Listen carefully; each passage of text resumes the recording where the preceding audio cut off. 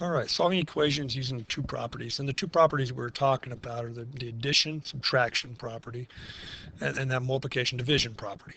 All right, so really we're in the basis of algebra. We've stopped slicing stuff and chunking stuff into smaller things to where we understand it. Now things get longer.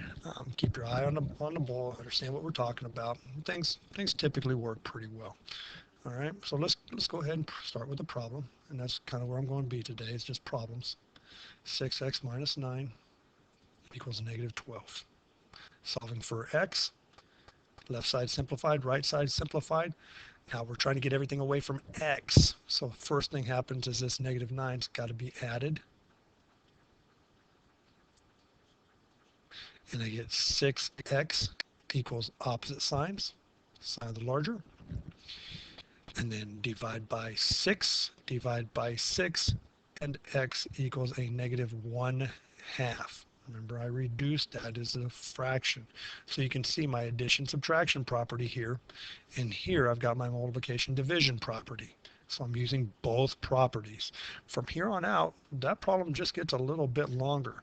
And as you understand, 6 times what minus 9 is equal to negative 12 is a little bit tougher to do in your head than some of the previous problems we had throughout the previous lessons.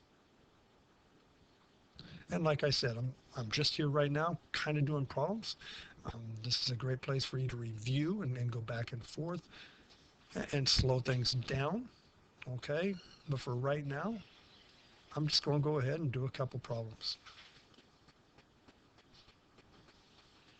Here again, I'm looking for x, left side, right side simplified. I'm going to add 2.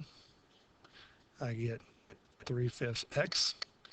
This is opposite signs, so difference absolute values, sign of the larger. And then if you remember, copy, dot, flip, do to one side, I do to the other. That guy reduces, leaves me with just x. This guy simplifies here, leaves me with 4 and 1, and I get negative 20. I want to know that guy's right, plug it back in, left side equals right side, and we get the right answer.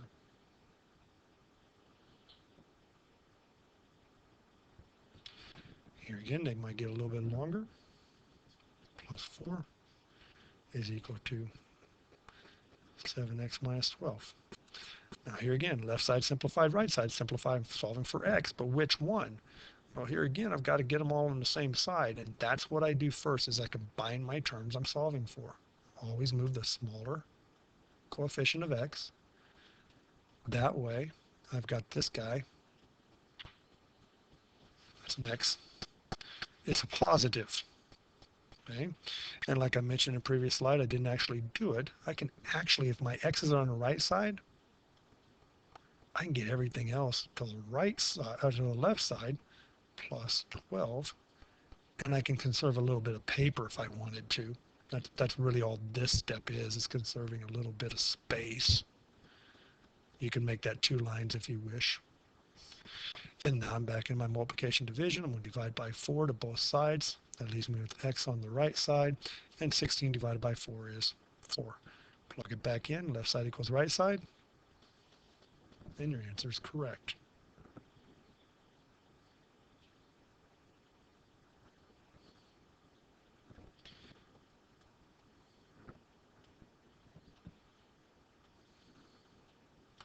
Equal to a negative 8/10 minus 3/10 y.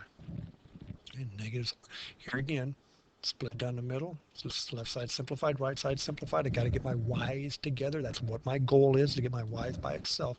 So I got to get those together real quick. Remember, the term goes with it. Which gives me 8/10 y. I'm going to minus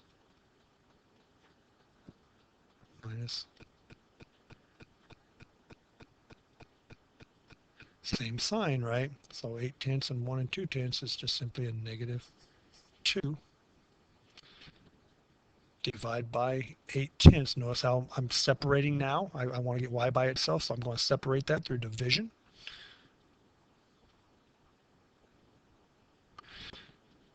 Thing divided by itself is 1. I get a negative over a positive is a negative. I have to manipulate this guy, which means there's my decimal. I have to manipulate this. That is 0. And I get 28. So I can divide both top and bottom by 4. And so I get 5 over 2. Plug in negative 5 halves. Or, because everything's in a decimal, you could actually, and this is fine with me, this is a negative 2 and 1/2 or negative 2 and 5/10. That's the same answer. Just make sure when you plug it in, left side equals right side. Because you'd eventually, when you plugged it back in, had to make it back to a decimal or make all these guys into a fraction.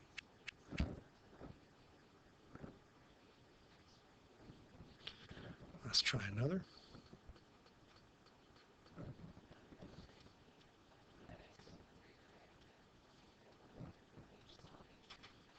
Now here again, left side, not simplified, not even close. I'm solving for x, which one? Shouldn't be hard to get them together because they're all on the same side. Now remember, I'm not taking them from each other or anything. They're all on the same side. I'm combining like terms here. But first I have to simplify. So I got to distribute. So here's this distributive property back again. Make sure I'm distributing the 4 to the 2x and to the negative 1. And I don't even care about that. So I'm not even going to put the 9 there yet. 8x minus 7x is just simply 1x. And now my left side simplified. My right side's already simplified, so I'm just going to stair step it down. And then plus 4 plus 4. And x equals 13. Plug it in. Left side equals right side. Hopefully everything works well. One more, just to show you that longer is not necessarily harder. We've got negative 5n minus 3 times the quantity of n plus 2 equals negative 2 times the quantity of 5n plus 4. All right.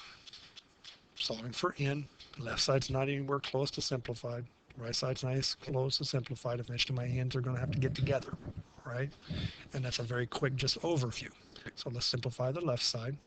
So I get negative 5n minus 3n. And remember, is this a minus or a subtraction, a negative? That it is.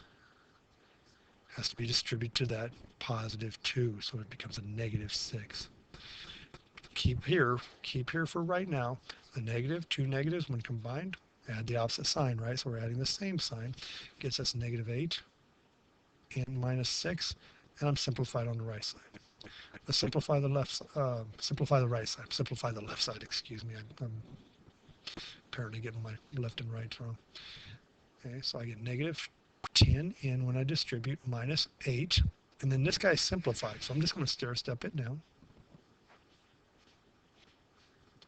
And then I'm going to move my smaller 1. Well, 8 in this case is actually larger than 10 because it's on the negative side. So I'm going to add 10 in, and that gets me 2 in. Here again, n's on the left. Everything else then goes to the right. So I'm going to add 6. I'm going to add 6.